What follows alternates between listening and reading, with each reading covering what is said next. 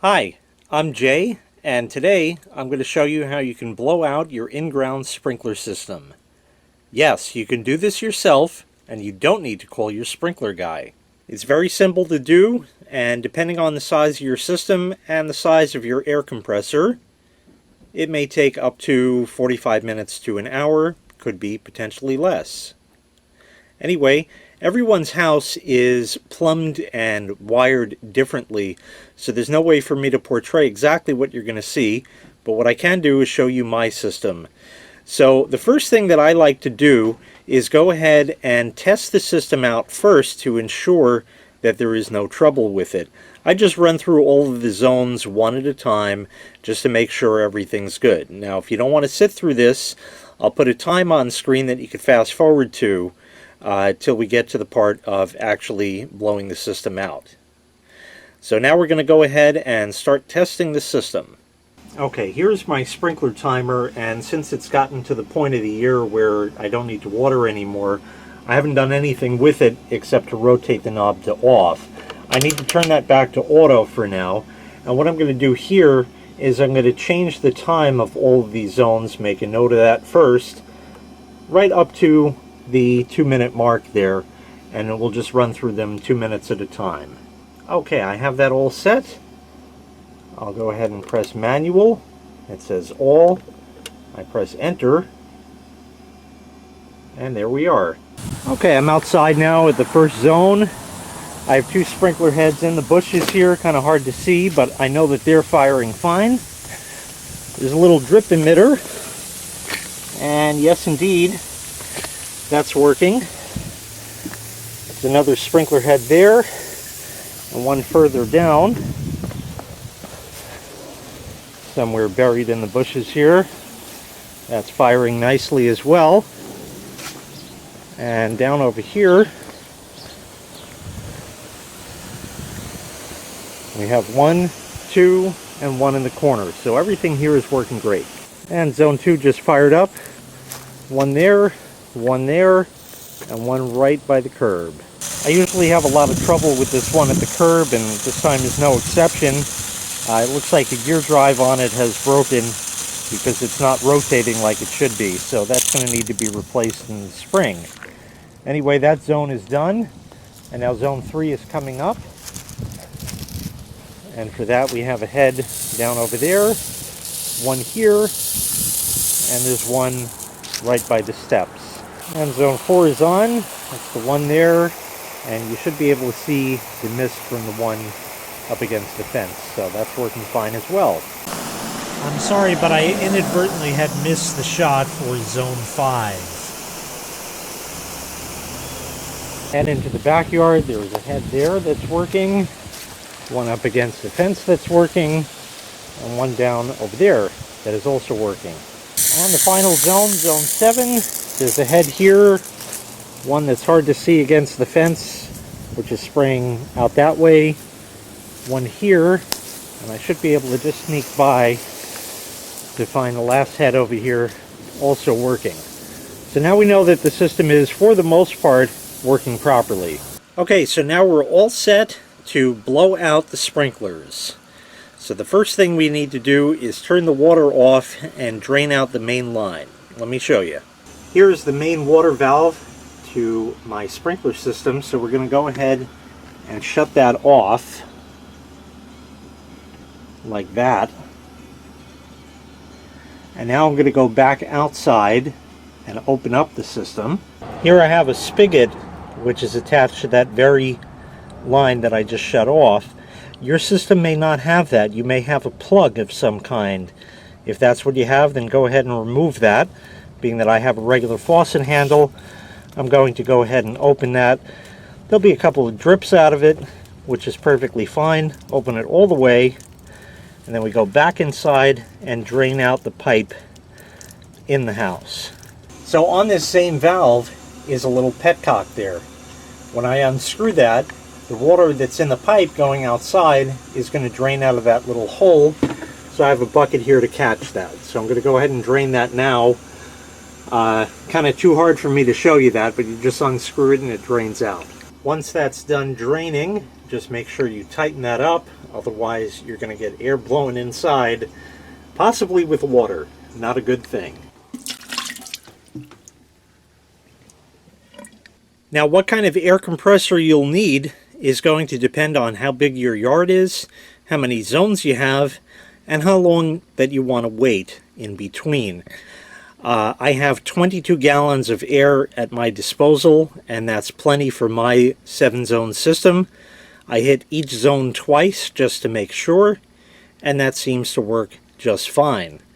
If you have a larger property, more zones, you're going to want a bigger compressor, or if you have that size or around that size, you'll have to hit it maybe 3 times, and it's just going to take you longer. Don't go with one of these little dinky 3 or 4 gallon compressors that aren't going to really do the job, because you're just going to be waiting and waiting and waiting for those to fill, and it's really just not going to be a happy experience. Get a decent compressor. If nothing else, you can use it to fill your tires up, and you'll need that. Okay, now we need a way to introduce air into the system. This is what I came up with. What we have here is an old washing machine fill hose. And the end of that is your typical air fitting, a female variety. Screwed into that is a male variety. And then with some persuasion you can get it into the hose that you've cut the other end off, this being a regular faucet over here, you know, outdoor faucet. And with some persuasion you can get that in there and then put a hose clamp on it. They also sell a barb that you can get if you're more comfortable with that. I happen to have this fitting and that seemed to work great, so we're all set. This will now screw on where I had opened the faucet before, and the air goes in here, and then we open the sprinkler valves one by one. Now what we're trying to achieve here is to get the least amount of water possible in the in-ground pipes after we're done. The way you do that is by keep blowing air into it, but how much air and how long you want to do this is really up to you. Of course, you want to do a very thorough job, but the theory behind it goes that if you see the hole in the center where water or air would pass through, let's imagine that's water and this is one of those in-ground lines that you're blowing out, the water is filled all the way up to the top, so the entire thing is water. If that freezes, when water freezes, it expands.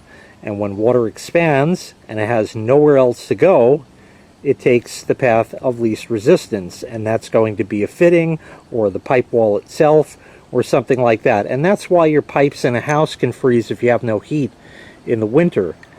Now, if you reduce the amount of water from being at the very top there down even halfway, the water can still expand all the way up to the top before it's frozen solid, and then it would burst the pipe. So the idea is to get rid of as much water as you can, but you can't get rid of all of it. It's absolutely impossible. So we're looking to leave just like a trickle at the bottom, best case scenario. So let's go ahead and hook this up and get started. Okay, there's my hose connected. That red valve is still on. I have the air connected, and you'll see I have a lot of accoutrement over here. None of these are necessary to do the job. You can do fine just by plugging that straight into your air hose itself. I have here a regulator. The reason I have that is not to lower the pressure. You see it's running at 120 psi. A lot of people say, oh, only put 30 through there or you burst the pipes or anything. It's an open system when you think about it, because the sprinkler heads don't cap off the end at all. They have a hole in it where water comes out and sprinkles the lawn. You're never going to get that amount of pressure down in those lines to cause a problem. So I say to run it at full pressure. I've been doing this for 10 years straight now and never had a problem running this system at full pressure to ensure I get out as much water as possible. And another great thing to have, which is not necessary, is a valve, an inline valve here, as you see. Otherwise, you can plug and unplug your air hose in there, or you can just use the red valve, or whatever color yours is if you have one. If you just have a cap, then you could either plug and unplug the hose or use an inline valve. Now what we have to do is get the system turned on to the first zone. Now there's two ways you can do that. In here you can see the boxes where the sprinkler valves are. and you'll see these black things sticking up called solenoids. And you can go ahead and unscrew generally about a half turn on one solenoid, and that'll open that valve up. But quite honestly, it's a lot easier to do this electrically, especially if it's getting cold out, which of course is why I'm doing this. You can have one person stand outside and take the brunt of it, and the other person can just stay inside by the controller, and you can walkie-talkie them, text them, or anything like that to have them turn the appropriate valves or appropriate zones on and off. So we're going to start by turning on zone 1 and blow that out, and I'll have an assistant switching zones for me to make it easier so I don't have to run up and down the stairs, because my sprinkler timer is in the basement. Okay, we're all set here. I'm going to take zone 1 and put that over to manual on. So now, normally water would be flowing out through zone 1, but we have the water supply shut off, and we're going to now blow air into the system. Okay, everything is as it was, ready to just turn on the air. So I'm going to turn on the valve right here and get out of the way.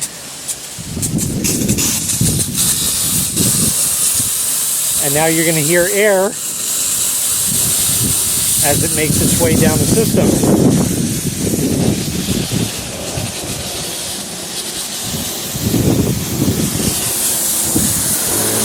This is what you want to see. You want to see this mist over here. This is all the excess water that is getting out of the line. So everything here is spraying nicely, and you're going to keep pumping air through the system until either the heads pop back down or you're just not getting any flow through them.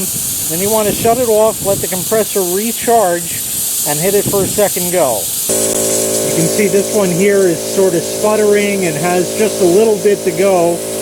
Every now and again it gets some more water and then more air, and it just keeps going. So we'll just let it do its thing. Okay, I've exhausted all the air that I can. I'll shut the valve off, and I'm going to let it go ahead and refill. And this is exactly why I have the regulator here, because now I have a gauge and I don't have to keep running back and forth to the compressor to see how much air I have.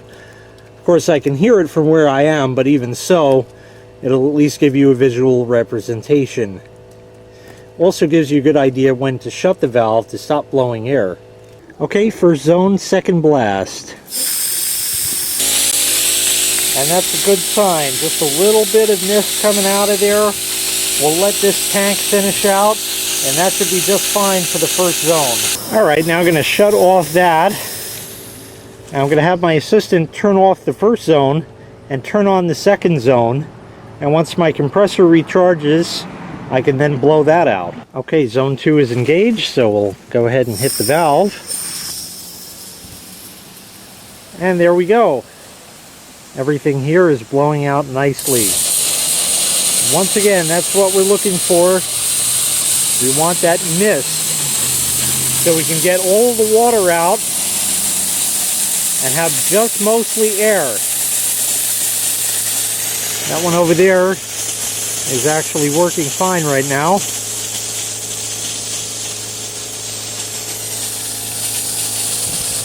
And there's the mist, and eventually we're going to have this fall back down.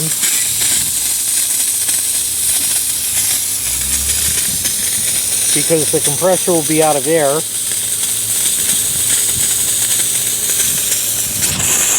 There it is.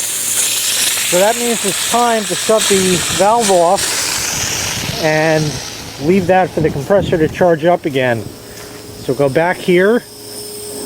That humming sound you may get, you may not. And we'll let the compressor recharge. Okay, we're ready for the next blast on zone 2. Open that up again.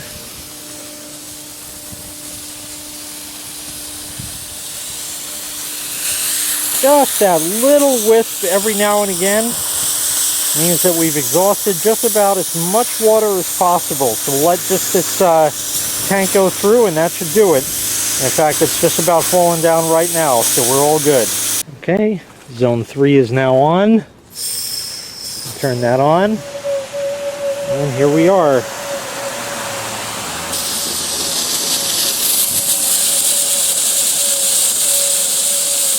The howling sound, like I said, is nothing to worry about. Yeah, we're getting air in that one now.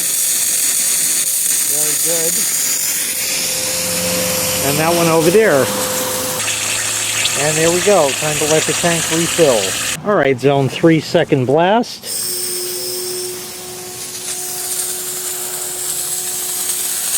And again, just a little bit coming out, so we'll let that blow out.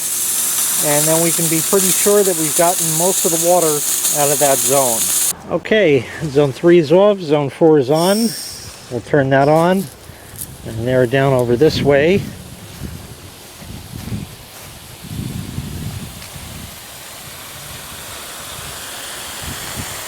There's that one and this one here.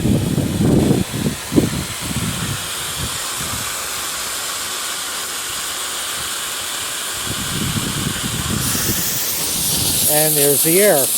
Perfect. Now you see that head over there is only spitting a little bit, but this one is spitting a lot more, and that's because this one is at the end of the line. So you always want to make sure you know where the end of the line is, so you can ensure you get most of the water out that way. So very shortly, this will be ready to let the compressor refill and go for a second blast. All right, we'll hit zone 4 one more time and see how they're doing.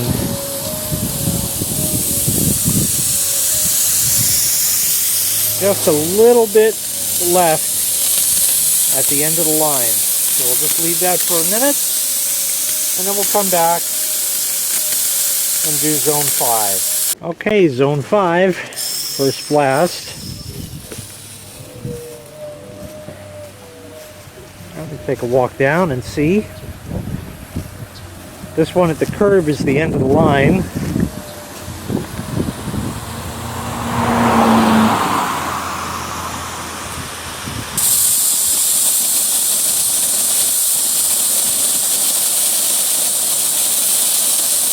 So both of those have air. And now this one is starting air also. Let these blow out. Zone 5, second blast. And that looks pretty good. Just a little tiny bit.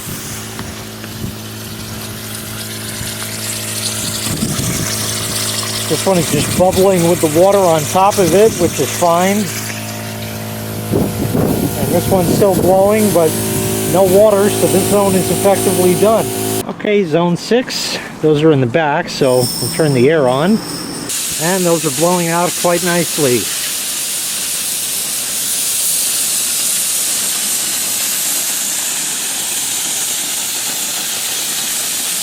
All of the mist that you see is a great sign.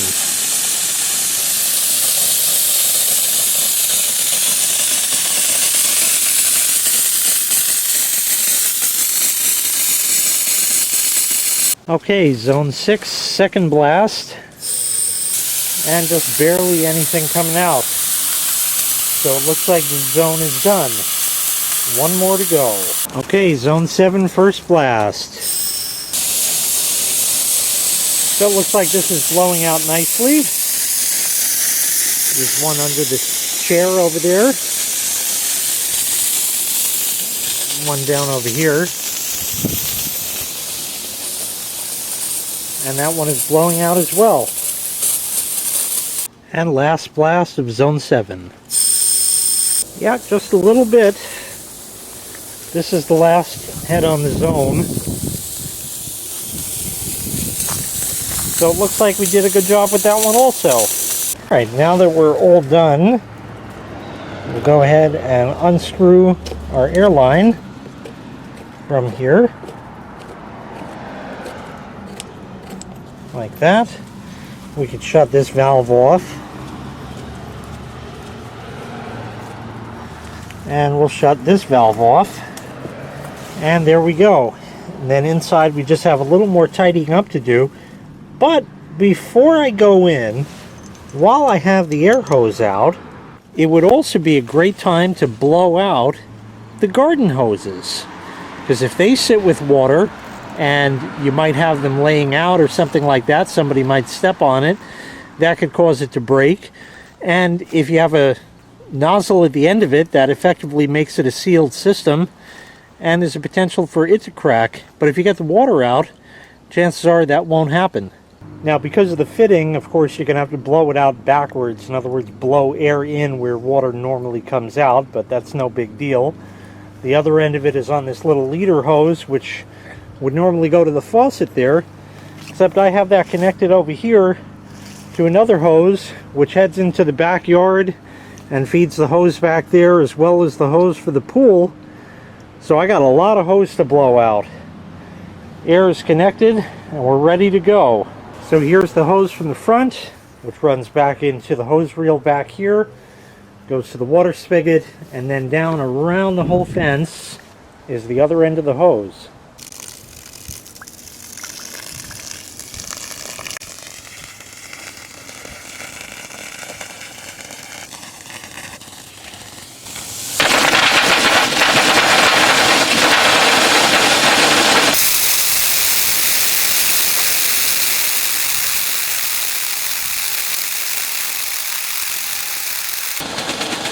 Okay, that looks like we've exhausted most of the air out of the tank.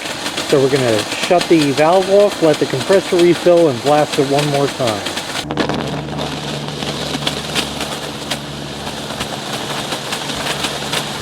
So here's the second blast of the hose.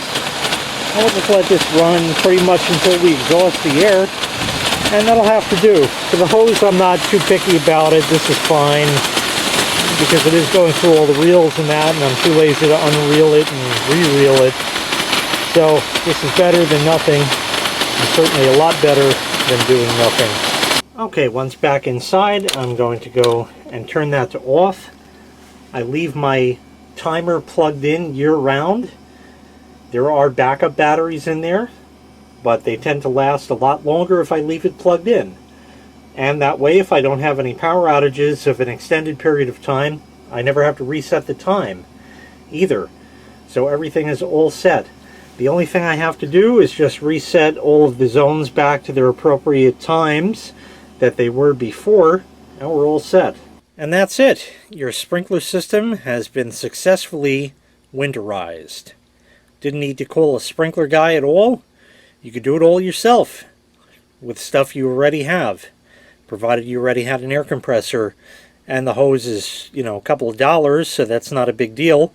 And you could save, maybe $100 or so every year by doing this yourself. Very simple to do. If at any point you feel uncomfortable, you can always have your sprinkler guy come. It's never a problem. You never even have to tell him what you did. So you can always resort to that if you need to, but now you can do it yourself. It's been my pleasure to arm you with this knowledge. I do hope this video helped you out. If it did, please consider clicking the like and subscribe buttons, as that lets me know I did a good job making this video, and I can continue to provide them for you. Have a great day.